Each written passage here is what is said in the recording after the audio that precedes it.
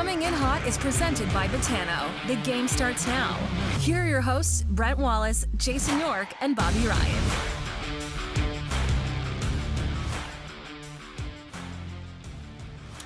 Good Monday, everybody. Welcome to the show. I'm Brent Wallace alongside Jason York and Bobby Ryan, two former NHL players who are both, I feel like, coming in hot today based on your tweets over the weekend about NHL officiating. Would that be fair?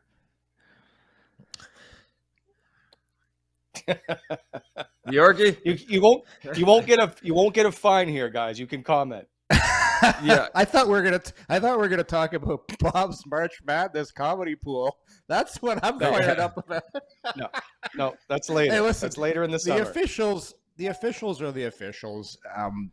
We can bellyache till we're blue in the face here. But my only beef with them is I watch the whole first round of the playoffs and they're calling everything. You raise your stick parallel to a guy's pants, you're getting a hooking penalty.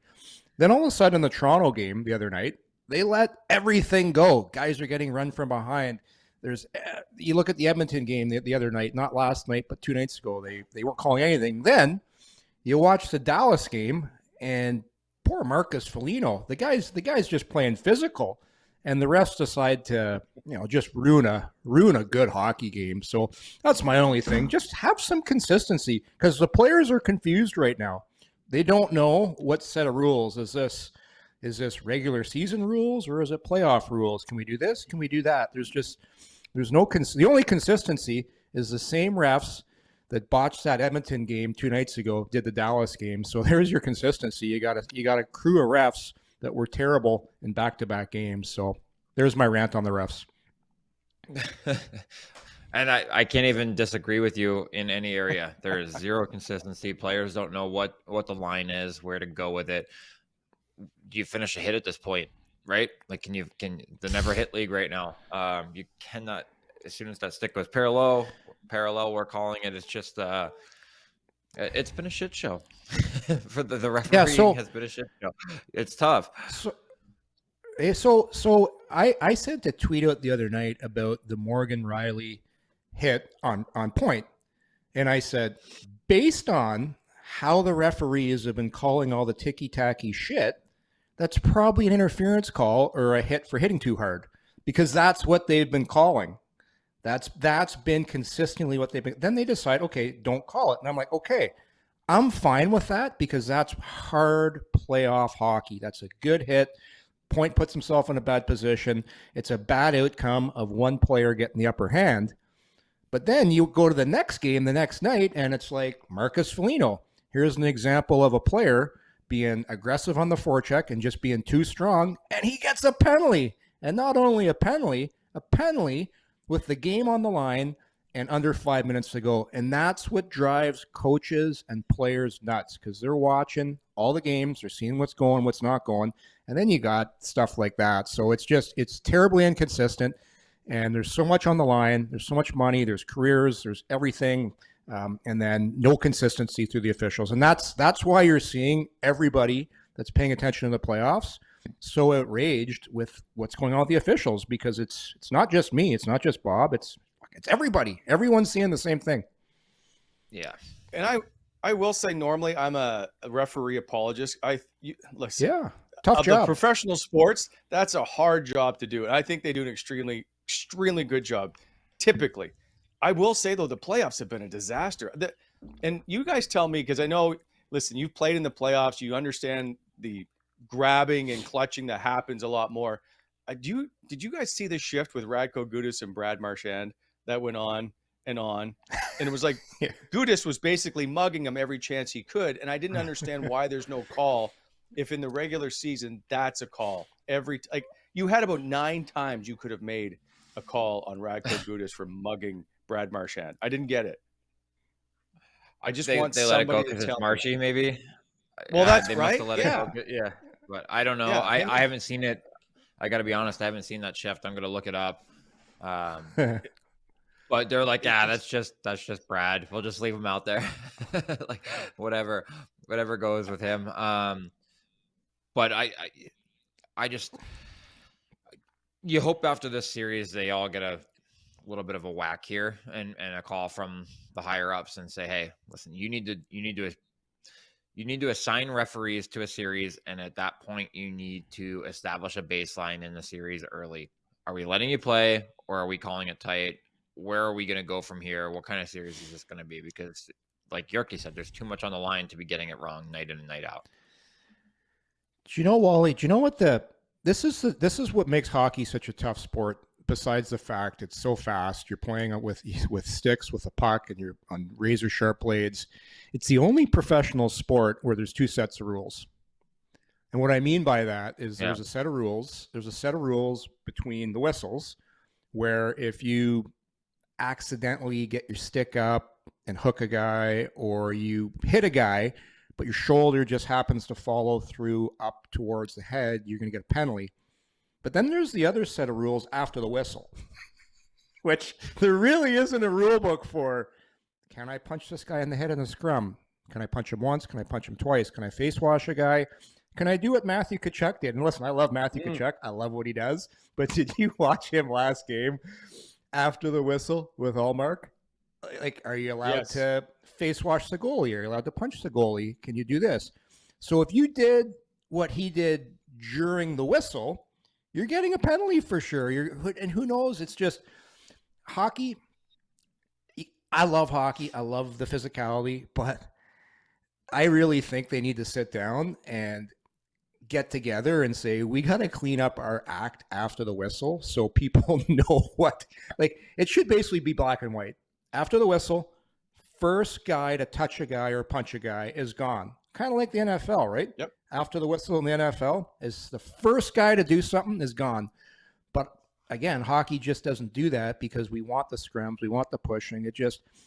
I just laugh because it's so ridiculous of what is allowed to go on after the whistle. Head contact, punching to the head.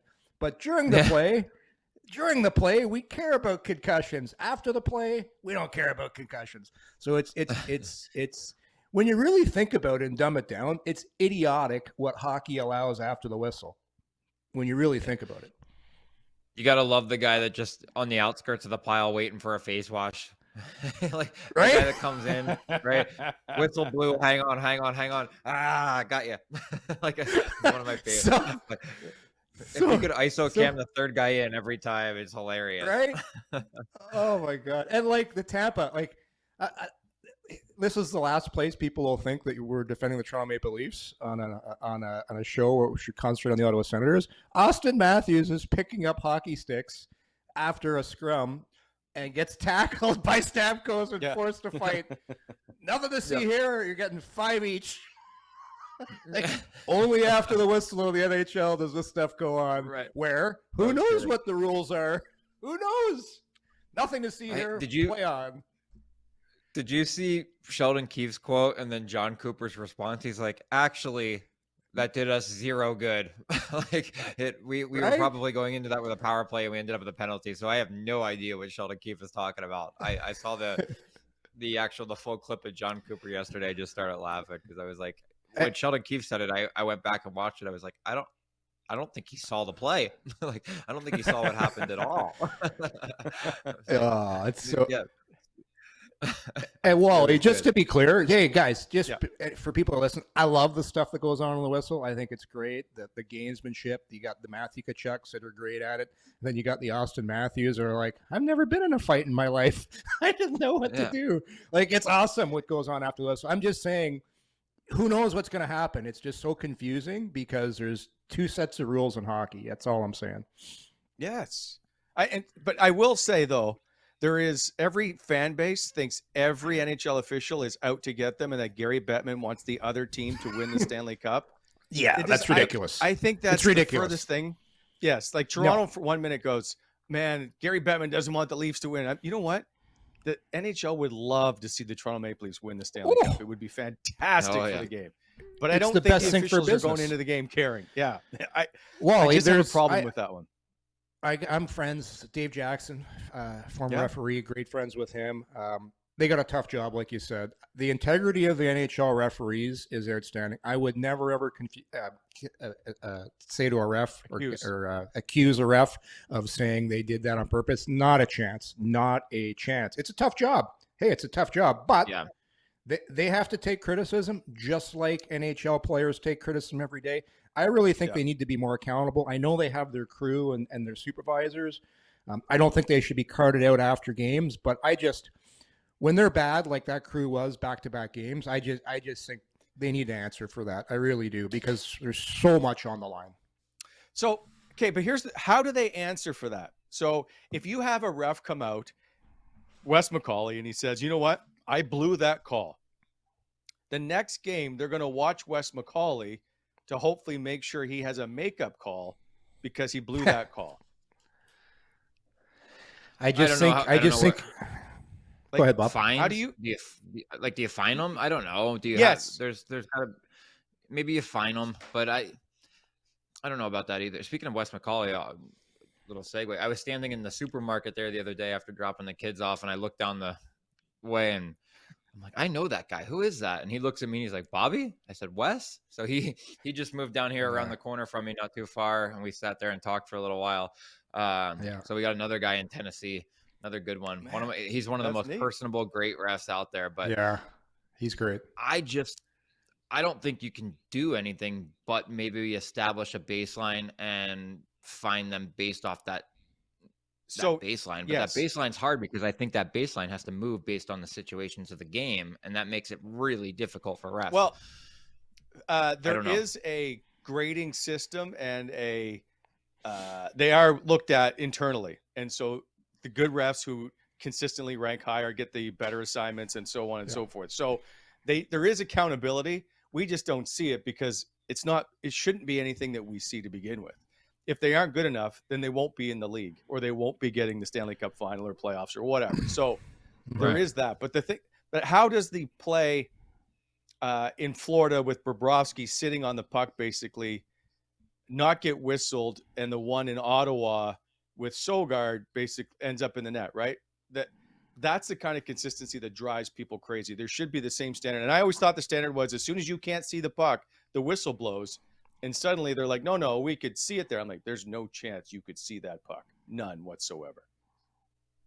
Yeah. I don't know. I just want consistency. That's all we want, right? We just want consistency. Yeah. I also want the other problem I want is I want video review of offsides gone. Yes. Oh my God. Get out. It's who's the guy in Nashville? Because this all started because of the play in Nashville about 6-7 years ago. Was it when it was so blatantly offside and they scored? Yes. Duchesne. And there was it was Duchesne? Yeah. I thought you had a breakaway and he was 4 feet offsides. That's he's why so we're fast. Here. That's why we have this stupid. Like they're reviewing offsides for inches, and it's slowing the game down. I agree with you on that, Wally. That's got to go. But I'm not so upset about when a ref blows his whistle too fast or they lose sight of the puck. To me, that's kind of human error. That's a mistake. I'm okay with that. With me, it's trends. When I see the same refs butcher calls late in the game, like I'll take for example the unsportsmanlike conduct that was called on Draisaitl the other night. Like, give me a freaking break. Like, you're going to call that in the playoff game, but back to my point, after a whistle, you'll let World War III go on. But you'll call that as an unsportsmanlike. And that's what drives players nuts because they have no idea what they can do and what they can't do. And that's when the other stuff, whistles blowing, all that will happen. But it's that stuff. That just can't happen. Yeah, I'm with you. And the viciousness, and I'll call out Matthew Tkachuk because he seems to be the poster boy for it. His stuff after the whistle, like that cross check, is dangerous. But maybe I'm just a softie. But Wally, that's the problem. It's after the whistle. After the whistle, you're allowed to do whatever you want. After the whistle, it's jail yard rules. Between the whistles, let's see. He might have contacted that guy in the head. Let's review it. Let's go over it. Let's suspend him.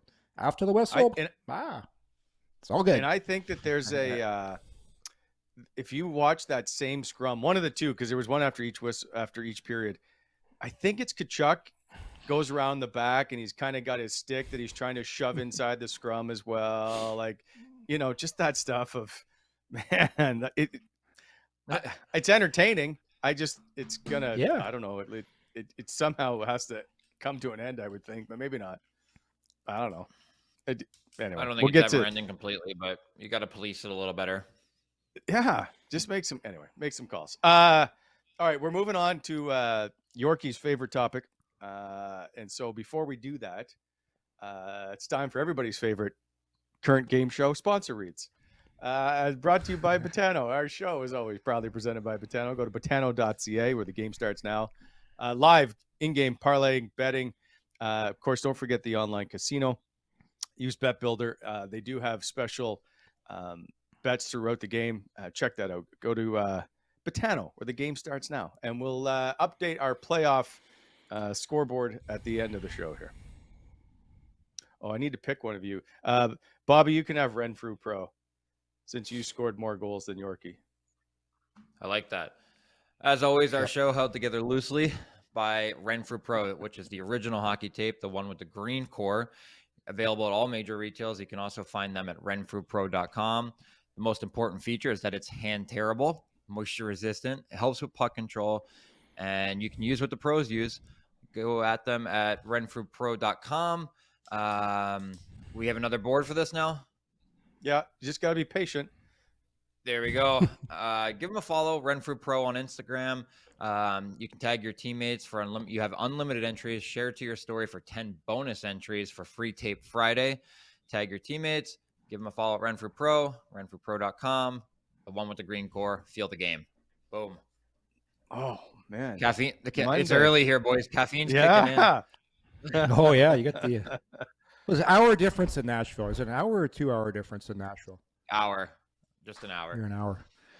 Okay. BEI. Bonisher Excavating. Thanks again for our big sponsors here. Oh, right off a bad start right away here, fellas. Equipment rentals, aggregate and topsoil sales, custom crushing and screening. You can reach them at 613-432-1120. Don't forget to slow down in construction zones. They are hiring as always. And that's all I got to say about that. What about slowing down in construction zones? I did say that. Oh, I wasn't listening. I was talking to Alex. All right. Going down. Alex, when you have that, we'll do it at the end of the show. Okay. So I laugh every time I bring this up. What's that? Last week, Alex DeBrincat's name surfaced as a possible interest from the Detroit Red Wings, or that they could use him. There was a guy named Bob Duff tweeted about perhaps Alex DeBrincat would help the scoring woes of what Steve Yzerman said we need to get better at, and they should take a look at acquiring the left winger. Some trade rumors were thrown out there, including some key pieces, I think, of the Detroit Red Wings, including Lucas Raymond. Bobby, you played with. I'm going to let you start. Do you think that Steve Yzerman would give up, I don't know, Lucas Raymond? No, but he would give up Cider and Raymond together, apparently. No. God, I love that. I love the ones that, when people piece together trades that just come out of the woodwork. Yeah, we're gonna go get Raymond, probably Zadina third, just to get. No, these guys, I think they would move on from Zadina, but and I really like Z. I played with him for a year, really like him, great kid. Hasn't had the success early in the league that you would want to see from a high pick. But all that being said, going back to the actual trade rumor, Lucas Raymond is not going anywhere. Having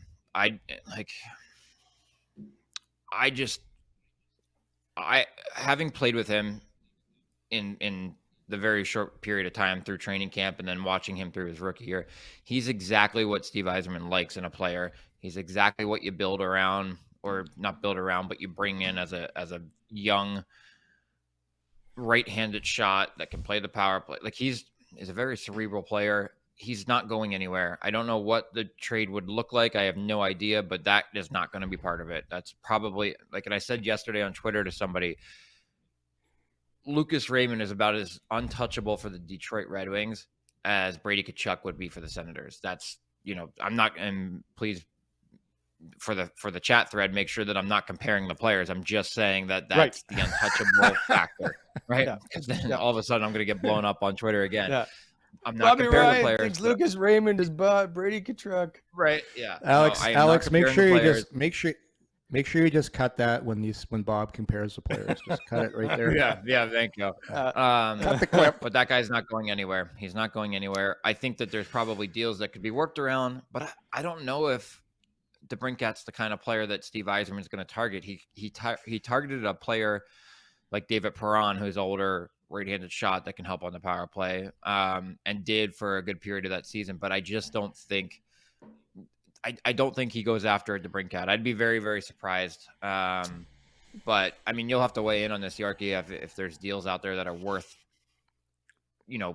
looking into that trade and exploring those two teams. But I know. I don't know for a fact, but I know about as closely as you can that it's not going to be Lucas Raymond. It sure as hell isn't going to be Mo Sider. There's other guys you can plug and play that are not going anywhere for him. So, well, let me throw this out there because before Yorkie, I'm sure you've got somebody in mind. Is DeBrincat didn't cost the Senators anybody off their roster. It was just picks. No. And so Yeah. there's a chance that, I don't know, Yorkie, you can tell me what you're thinking, but that you don't have to give up anybody. They just have to give up some picks if they really want them. But Bobby, you've got a chance for a team that struggles to provide offense to get a 40-goal scorer. I think he might fit. If you look at Nikita, and here we go, Nikita Kucherov, small forward, lots of skill. I know he's a league MVP, and Alex DeBrincat's not a league MVP, but that fits perhaps the mold for Steve Yzerman, no? He's got to do something. Yeah. I think, I don't know. Having been there just a little bit, I think he's very committed to playing the long game and letting his picks develop into something. And I think he probably understands he doesn't want to, blow through the prime of a Dylan Larkin and some other guys, but I think he's content to play the long game there. I think he'll upgrade in his own way, but I don't think he's going to upgrade with a $9 million player. I'd be very surprised. Well, I can't believe you're stirring it up. We're still April right now, and we're it's Monday. Just so people, this is your idea. You've got the stir stick out. You're just stirring it up. You're stirring it up. But I'll take your question here. Indulge me. Yeah, I'll indulge you. I agree with Bob. It is absolutely comical. Mo Sider won the Norris Trophy. There's not a chance. Sorry, the Calder Trophy. There's not a chance he's getting traded. There's not a chance they're trading Mason Raymond for DeBrincat. Not to say DeBrincat is not a great player and could help a team like Detroit. I think there could be a possible fit there because I look at the supporting cast around a Dylan Larkin right now. A lot of those players are kind of getting a little bit older. So you look at DeBrincat, and it's his age. I think it's his age that makes him so attractive to a team like Detroit because he can grow with that young core, and he can immediately go in there and be their number one winger. And that would be really attractive to DeBrincat, number one, and also Detroit. He would immediately go in, and the effect he would have on their power play, because we've seen it right here in Ottawa, what he does to the power play. The thing is, Ottawa has 6 or 7 guys that are also tremendous on the power play. Detroit doesn't have that. So could there be a fit there? I think possibly, because of the age, because he can score, because the NHL has become such a special teams league. Like, you have to have a good power play in today's NHL if you have any chance of winning and thinking of becoming a playoff team. Your power play, what we saw with the Sens, you see with the Oilers, and that's where I think a guy like DeBrincat just becomes so attractive because he'll basically quarterback that Detroit power play from the half wall. So I think that kind of boosts him maybe into the conversation of making a trade. But I think it would, if there was a chance that they could make a deal, I think number one, Ottawa would try and recoup the picks they got for DeBrincat. Maybe they throw in something that Detroit really needs right now that'll help their rebuild, entice them to make a deal. Like I look at a guy like maybe you throw in a Lassie Thompson, sweeten the pot a little bit. It's a known fact right now. The Red Wings need young puck-moving defensemen.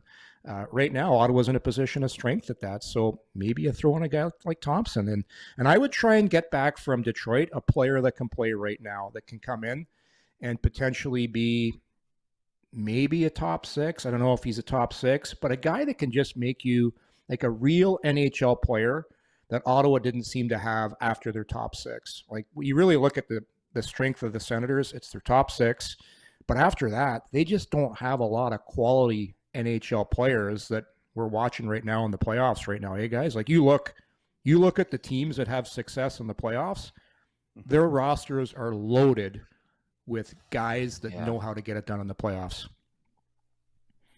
Yeah, most importantly, that third line. The third line's got to get better. Call it your top 9 better, or your bottom 6, whatever you want to call it. But that third line is just it's just so instrumental and key in the playoffs.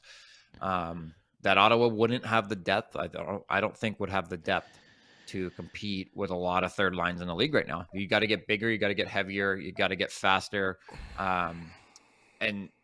And you got to get stronger on the wings on the third line. That's a huge thing.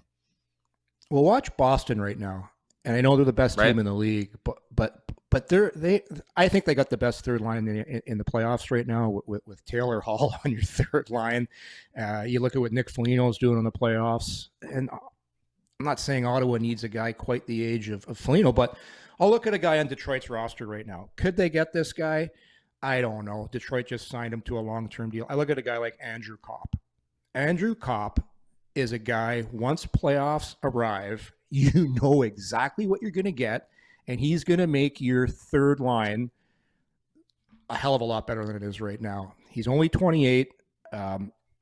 Would you love him to be a little bit younger? Sure, but that's what Ottawa is really lacking in their roster. Guys that are in the prime of their career, that know what it takes to play in the playoffs, and they're still going to have 5 or 6 years left in their career. Because I really think Ottawa is not as far away from winning in the playoffs as people think. I think 2 years, maybe even next year playoffs for sure. But after that, I really think they're ready to take a shot. But in order to do that, you need guys like an Andrew Kopp. That's just a name, for example, that why is Ottawa's third line so good? Because they've got guys that play hard and know how to get it done in the playoffs. Okay, I got questions.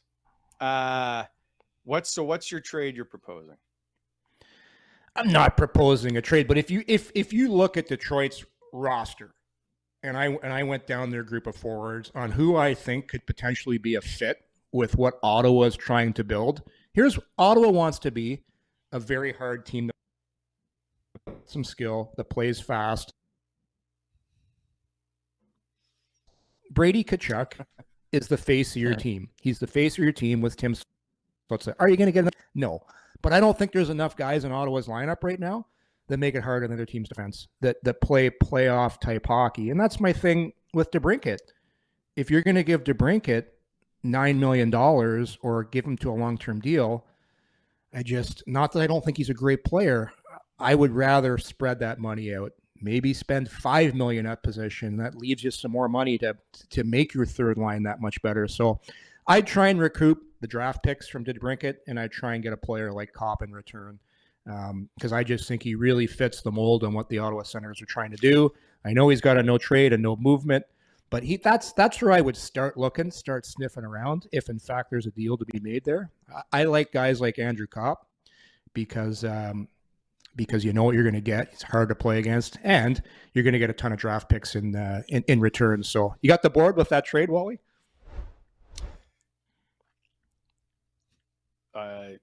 I don't control the boards, but Alex has kindly put up to Detroit, DeBrincat and Lassie Thompson for Andrew Kopp, a first and 2 seconds. All right. And who knows? We're just spitballing here. But look, Detroit in this year's draft has 2 first-round picks. They have 2 first-round picks. They have 3 third-round picks. I think they have the Islanders pick, and they have their own pick. Would they trade a first rounder? Potentially. And Ottawa needs to recoup. This is a very strong draft. It would be great if the Senators could recoup some of those picks. And you look at the return, Lassie Thompson, from all regards, it looks like he's not going to play here next season. He's a high first-round pick. I think he was 19th overall, wasn't he? He's a top 20 pick. And Detroit loves Euros back on the blue line. So just an idea, just a thought, throwing some names around, throwing some picks around. Okay. But Andrew Kopp has 4 more years left at $5.625 million. And he's a one-time 20-goal scorer. He had 21 goals, 53 points in 2021-22. Yep. He's a center. Why are they going to make him play the wing? And do you not think he's expensive at 5.625 to play potentially a third line role? I think based on that Detroit roster, there's not a lot of options. That's just the one name I saw. $5 million. I'd rather pay $5 million than $9 million. I'll tell you that much. But you still need to fill your top 6 second line spot. Yeah, you do. Yeah, it's hard to pay a guy if you're committing to him on your 9, your top 9. If you're committing to him on that third line, 5.6 is a lot of money. Because then you're essentially looking for a guy at the $4 million range to play in your top 6. That makes it hard. But this is a guy that you can move through the lineup in different areas. He's kind of that Swiss Army knife that he's like Nick Paul. People love that, right? But he's twist he's the a knife, more Bobby. expensive Nick. Yes, yeah, he's a little expensive for me in that role. But again, when you're looking at that roster, that's just a name. That name jumped out at me as well as a guy that you could target. By no means are we saying that's going to be the trade. We're just saying he's a guy that it is absolutely use. Yeah, that's the one. He's exactly what we have solved it. He really is. It's Detroit just doesn't have an attractive roster for guys you'd want to look at and say, man, I know what's going to happen too. I'm going to get that clip is going to get cut. And it's going to say, Yorkie wants to trade Kopp straight up for DeBrincat. No, it's like looking at that roster, and it's like we have a fancy board. You're not getting Raymond. You're not getting Sider. Lucas. Then you look, all right, who? Yes, Lucas. Sorry, who else is on there? Nobody really. I'm not taking. Well, I'm not taking because they traded him. So I have an idea. You can make that trade, and then you're going to have to go out and sign a UFA to fill your second line spot. Wally, which ironically, I think should be filled by a former Detroit Red Wing who still should be there, but he's just having himself a playoff. Is Tyler Bertuzzi? He's a UFA this summer. He's not terribly expensive. Like he's making 4.75 this year. So what's he going to want? 6, maybe? He's a one-time 30-goal scorer. 3 times he's hit 20 goals. Is he in the would you pay him more than Drake Batherson? I would think around the same money, right? Maybe. Bob, you know him pretty well, eh? Yeah, he's one of my favorite guys of all time, and he's going to be in the Conn Smythe contention here for me. So he's a playoff player. Yes, I'd pay him more than Batherson. He's a guy that they could absolutely target. He's an Ontario kid. Don't think you'd have any qualms about living in Ottawa. I would be throwing the kitchen sink at Tyler Bertuzzi. And here's the drawback to that is he's got some injuries, right? He's missed some time. Sure. I think it was the back and some other ones, but there's the way he plays, there's miles on the body at 28. So I don't know if it's a long-term deal, which he's going to be looking for this summer. So I don't know if he fits the bill in that regard, but at the same time, this is absolutely, if I'm the Sens, this is my number one target this summer, is going after him and finding a way to get him on board. Because of all the intangibles he brings, he plays hard. He's your second power play net front guy. He goes to the paint, finishes hits. He's a pain in the ass to play against. He's a perfect fit for your top 6 left wing. I have no idea where his money is going to fall because he's going to absolutely earn himself a raise through these playoffs. He's been incredible for them in that series so far. I think he's going to continue to get better. So his money is going to be shooting up and he's going to be trending up. But I think he's a perfect fit for the Sens.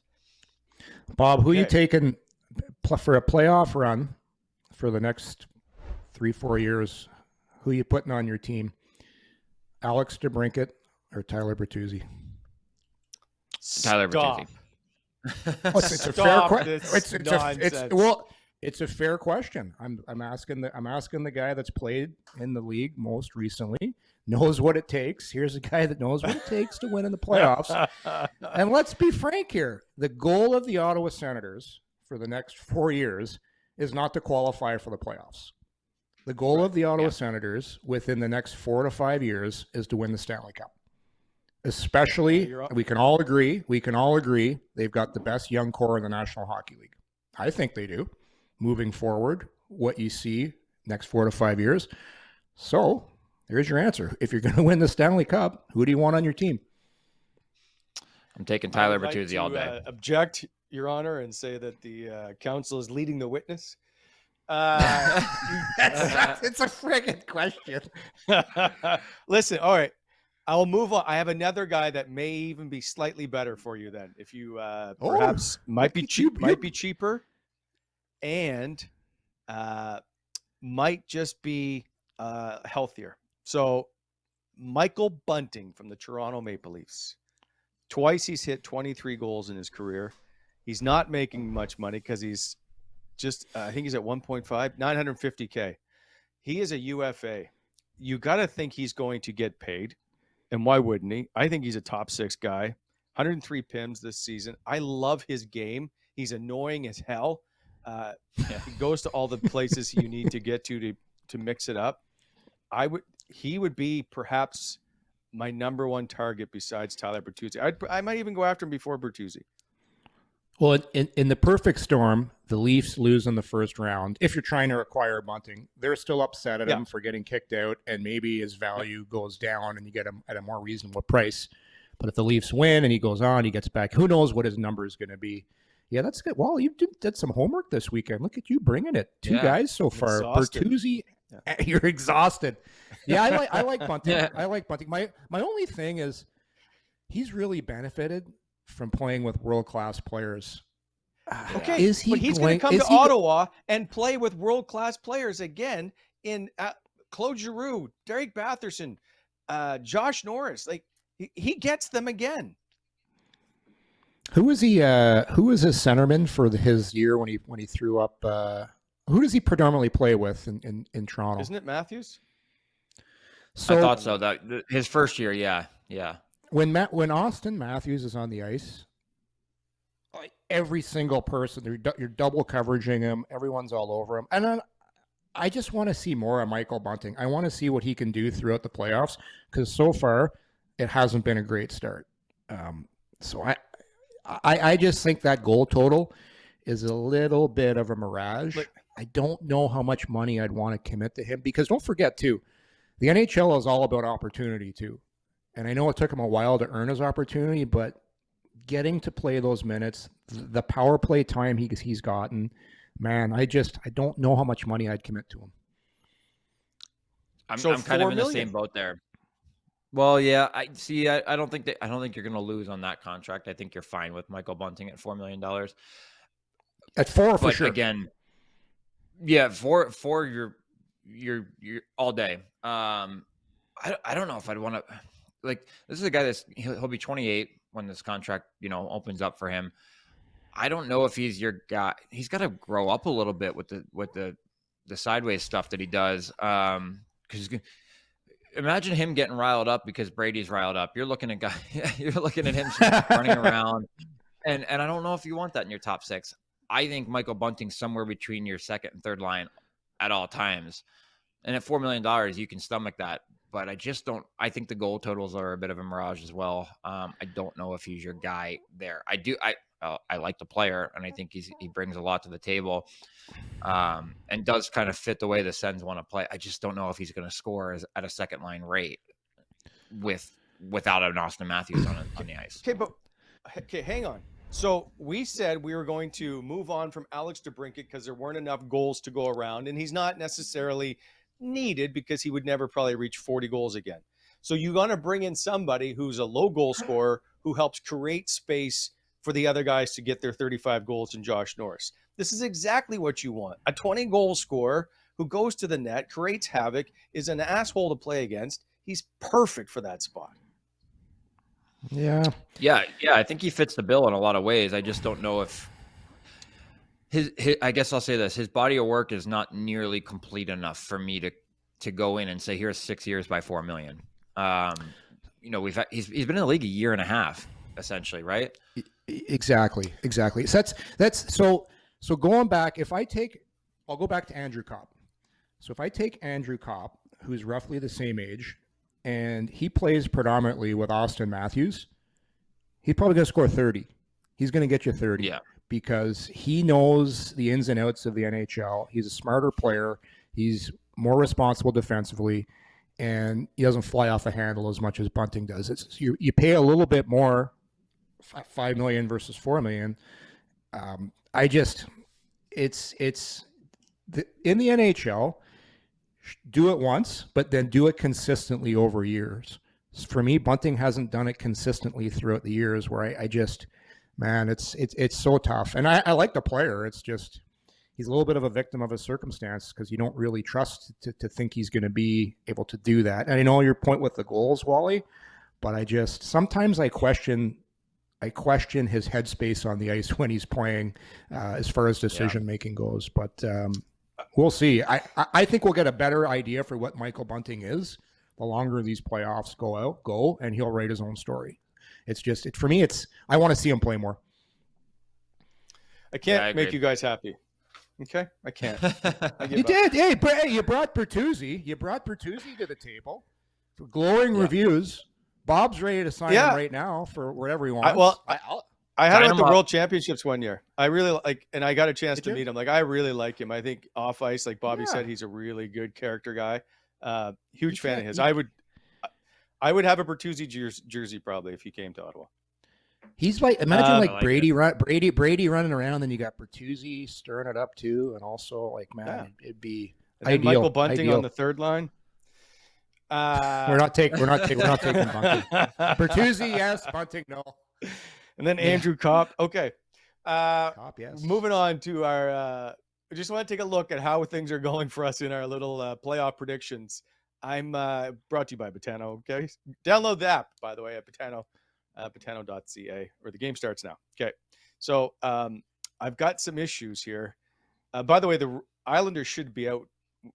They should have been swept in Game 3 when they were down 3-1 and Carolina blew that one. Clearly, the Edmonton Oilers aren't winning in 5, and Dallas isn't winning in 5, so I've already messed up 2 of those picks. Yeah. Minnesota got screwed last night, too. They did. They look good.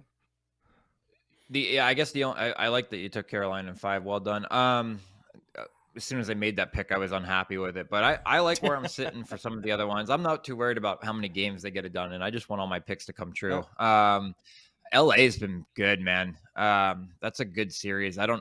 Edmonton got away with one, it felt like, a little bit, but they kind of got screwed in the other one. So it's a tough call. I'm looking at this. I think the only one that I had differently, I like Minnesota right now. I wish I had taken Minnesota. But I don't like their goaltending. Yeah, and I'm still not giving up on my Winnipeg pick because that's been a great series to watch, hasn't it? Yeah, Winnipeg's been the better. Winnipeg's been the better team. I think they've been the better. I agree. Team. Yeah, Carolina, man, that's us watching them play the Sens late in the season and thinking, man, I just don't see it. And but back to Minnesota, Dallas, Ottinger in Dallas. That kid stopped 3 breakaways late in that game. Like, big difference. What worries me in that series, because I took Minnesota, is Ottinger is a better goalie than Gus right now. Yeah, no question. Yeah. And the refs told me to take Dallas in 5, so that's why I did it. Conspiracy insider. Damn it.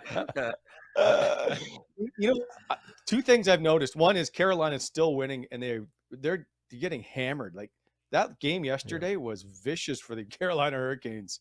And they've got some key injuries. Winnipeg concerns me because Josh Morrissey is now done for the series. But That hurts. I don't Yeah. like I don't like the way Edmonton's playing. I think LA plays a much harder brand of playoff hockey by puck battles and whatnot. There's no question that obviously Edmonton's skilled, but LA is a grind them down team. I love the way that they're playing. Yeah, Yeah. they're kind of a sneaky team. I just don't know if Korpisalo gets it done late in the man, is he series. good? Yeah. He's been good, but I don't know. I'm still taking Edmonton because I think they flipped the script and got themselves home ice advantage back. Yeah. But man, LA winning that round, like they're a team that can win a round or two now.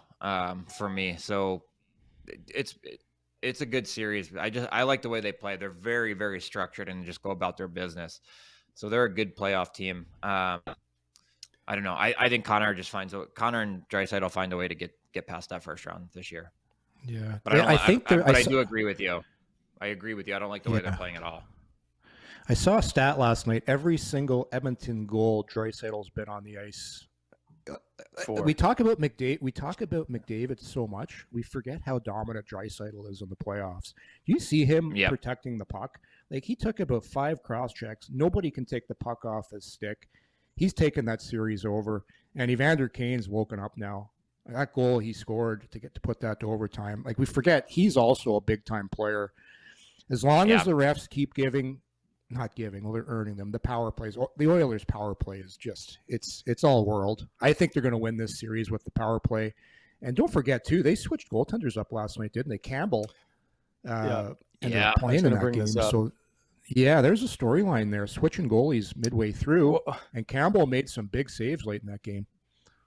So here's my question. I was going to ask you: is best of 3? Jack Campbell, by the way, got the W. So does he start Game 5? Or do you go back 100%. To the guy that's gotten you there, Stuart Skinner? No, I think you. Yeah, I think so. I agree. I think he's your guy for Game 5. Yep. Yeah, I do. He came in and didn't play as well as he did, but he made some saves. Yeah. I think you ride that. I think LA's done. I think Edmonton pumps them at home next game. I like they've just been playing such counterpunch hockey and squeezing every last little thing out of that roster. I'll say this. People forget how good Anze Kopitar is. Like, what a horse out there. And they've got young guys like Velarde is an up-and-coming star. I just don't think it's their time yet for those youngsters. They're getting great experience out of this Quentin Byfield as well. Like, don't forget, Byfield was in the minors, I think, was it last year or part of this season? Like, these guys are just getting their feet wet. I think LA is going to be a good team for a long time. I just don't think it's their time.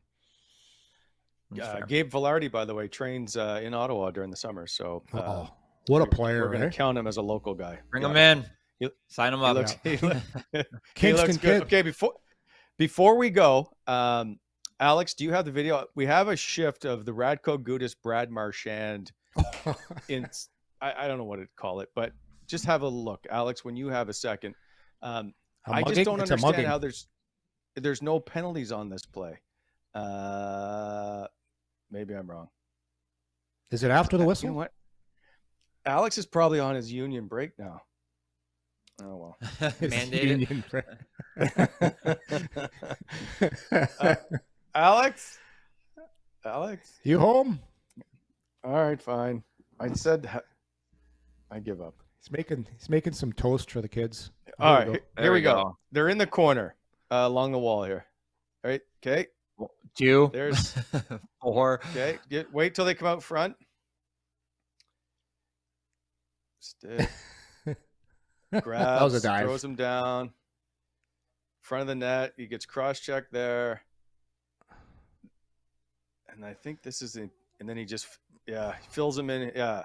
I don't understand. Yeah, I mean, to me, that's not the whole shift. Yeah, the first 2 seconds was the penalty right there with that major interference. But that's the ref just going, it's Marshy. No, we're sick of calling. Yeah, like what is that? There's no way near the puck. Gudas, though, there's man, 10 minutes penalties here.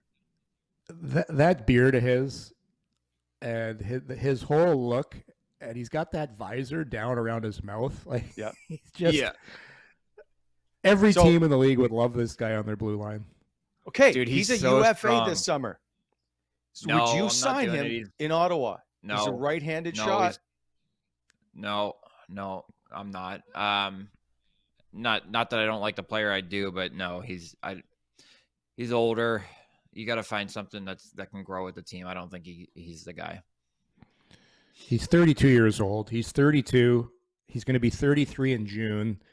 No, yeah, I agree. As much as I love the player, I love the beard, love what he does, love his act. Not the right age. A lot of hard miles on that body. Like, people see what he does to the opposition. He takes it too. Like, that guy. Yeah. That guy is going to be hurting when he's around my age. It's going to be tough to get up and down the stairs. That's it. For me, it was 30. But we're 33 talking was the about age building where a it changed. playoff team. Yeah, no, Yeah, but 33 was the age where it changed for me, and like it just got harder and everything hurt longer, and yeah, he's right there, and the way he plays and the system the style, that he plays, it's just not sustainable into your mid 30s. I don't think so. He just doesn't fit the bill for me. I know where you're going. I agree with you. I agree with you, and I know where you're going with it, but I just don't think he's your guy. I think He's long fine. term. He never fights. Long He's got term. no miles. Yeah. For your solution to your problem here, Wally, I think Bernard Docker needs to have a long look at what he needs to do. Fast forward to September, coming into training camp, he needs to play like an arsehole. Because if I'm a defenseman and I look at the makeup of this blue line of the Ottawa Senators right now, with Chychrun, with Shabbat, with Zub, Sanderson, Brannstrom, puck. That's 5 puck movers, and you got Hammond, who's really your only hammer back there, who's getting up in age. If I am Jacob Bernard Docker, I am saying this summer, I'm gonna start hitting the heavy bag. I'm gonna do because you got to be smart enough to realize, change your game in order to suit what's going to get you into the NHL. And for Bernard Docker, it's not going to be joining the rush, making plays, making escape moves. It's going to be being a son of a bitch to play against, because that's what Ottawa needs right now. And he's got a chance. I think he's smart enough to realize it. I'm not saying he has to be a goon, but he just has to be a really hard guy to play against, because that's something Ottawa doesn't have right now. Fair enough. That's why they need Radko Gudas. All right. Let's just stop it with Gudas. But 2 years from now, he's going to be turning 35. Hey, okay. So Claude Giroux can't play anymore. Okay, I got you. It's fine. Okay, stop it. You're not. Claude Giroux is not getting mixed up in the shenanigans that Gudas. Like, every single game Gudas plays, hate using this term, but Gudas knows there's 20 guys on their team who want to kill him. And he's got to be ready for anything that's coming his way. Claude's not playing that game, so a little different. Yeah. We call those guys shift disturbers. Bobby, before we go, this week it looks like Matthew Joseph, Shane Pinto, Jake Sanderson. I think there's a couple other guys are in Nashville playing golf. So are they? You should find out. Yeah. So find out where they are. Free money. And you can do one show with all of them together, and then we'll take a day off. Okay, deal. I'll reach out. I don't think they're playing my course, but I'll see what I can do. There's some Tennessee something. Oh, you know what? Joseph has now gone back to Tampa. I think he showed up playing, but they were playing golf at something Tennessee National. Is that a golf course? We have the Nashville Athletic Club. You know what? I think they're playing. God, what's the one out in Kingston Springs, Yorkie? Nashville Tennessee Golf Club, which it's out there a little ways. My guess is that Austin Watson probably helped them get on or is hosting. Yeah. But yeah, he is there. You're right. Yeah. They want Gambrell. Listen, they want it's no a great part golf of course. Bob's. They want no part of Bob's 9 handicap shooting 1 over par. They want no part of that. No, they don't want it. They don't want the smoke. The Golf Club of Tennessee, it's called.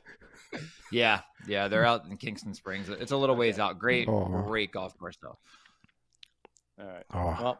Well, we'll see what you can come up with. We'll be back Thursday, live show.